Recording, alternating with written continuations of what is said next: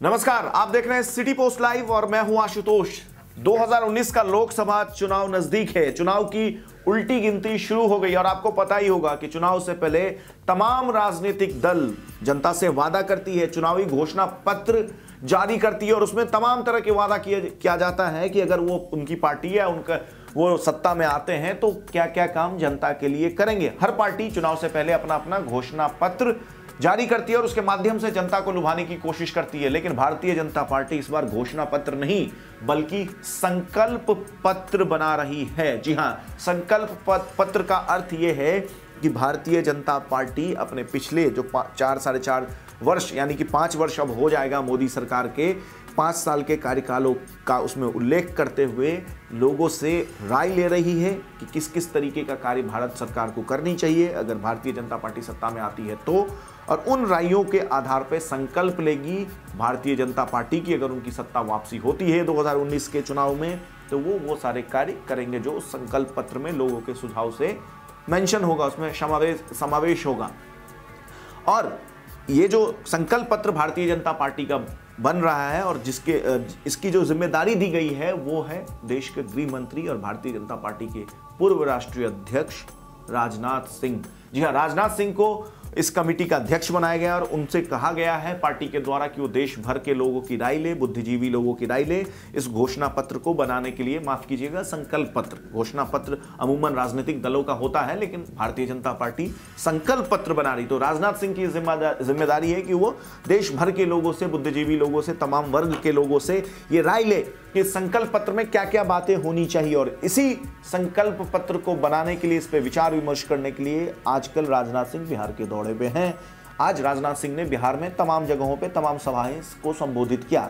इस सभा को संबोधित करते हुए राजनाथ सिंह ने कहा कि प्रधानमंत्री मोदी को वो पिछले कई वर्षों से जानते हैं और वो बिल्कुल पाक साफ है, उन पर किसी तरीके का कोई भी आरोप नहीं लगा है और जो लोग आरोप लगा रहे हैं वो बिल्कुल झूठा, बेबुनियाद और निराधार है। इसके साथ साथ राजनाथ सिंह ने क्या कहा है? राजनाथ सिंह ने अपने भाषण में कहा है कि एनडीए के किसी भी मुख्यमंत्री पर, सिर्फ भारतीय जनता पार्टी नहीं, एनडीए के किसी मुख्यमंत्री पर, अब गौर कीजिएगा, राजनाथ सिंह बिहार में थे, मुख्यमंत्री नीतीश कुमार हैं, जेडीयू के हैं, एनडीए की सरकार है, तो यानी कि वो नीतीश कुमार की भी तारीफ करना प्रत्यक्ष रूप से नहीं भूले। एनडीए के किसी भी मुख्यमंत्री पर भ्रष्टाचार का एक भी आरोप नहीं है, ऐसा राजनाथ सिंह का कहना था अपने भाषण में।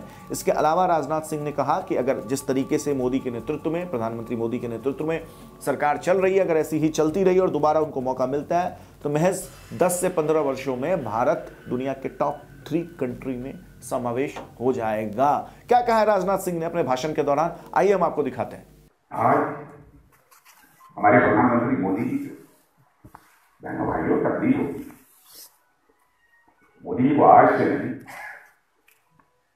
वर्षों से मैं जानता, हम लोगों ने साथ काम किया है। आप अन्य आरोप जो लगाना हो लगा कि मोदी जी ने काम कम किया, मोदी जी ने काम अधिक किया और मोदी जी को काम करना चाहिए, लेकिन कोई माता लाल नहीं उठाकर उनकी नीयत और ईमान पर सवालिया निशान नहीं लगा। देश की राजनीति जनता की आंखों में धूल झोंक कर नहीं की जानी है। राजनीति करनी है तो जनता की आंखों में आंख डालकर राजनीति की जानी है, जनता को गुमराह करके राजनीति नहीं है। जहां एक तरफ देश के गृह मंत्री राजनाथ सिंह बिहार के दौरे पे थे तो वहीं दूसरी तरफ भारतीय जनता पार्टी के राष्ट्रीय प्रवक्ता संबित पात्रा आज रांची पहुंचे। बिरसा मुंडा हवाई अड्डे पर उनका स्वागत बीजेपी के कार्यकर्ताओं ने किया। इस दौरान वो मीडिया से मुखातिब भी हुए। क्या कहा संबित पात्रा ने मीडिया से, आइए देखते हैं इस रिपोर्ट में।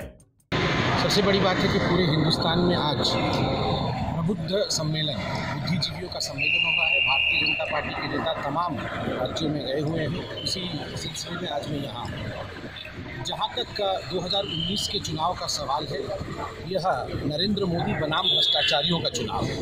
एक तरफ नरेंद्र मोदी जी खड़े हैं जो चाहते हैं कि जिन लोगों ने इस देश को लूटा है, जिन लोगों ने इस देश के ऊपर डाका डाला है, जिन लोगों ने इस देश के संसाधनों के ऊपर अपना अधिकार जमाने में भ्रष्टाचार किया है, उन लोगों के खिलाफ कानून जहाँ तक रॉबर्ट वाड्रा जी का सवाल है, रॉबर्ट वाड्रा जी से पूछताछ ईडी कर रही है। जिस प्रकार रोडपति से करोड़पति बनने का जो काम रॉबर्ट वाड्रा का हुआ है, ये किसका पैसा है?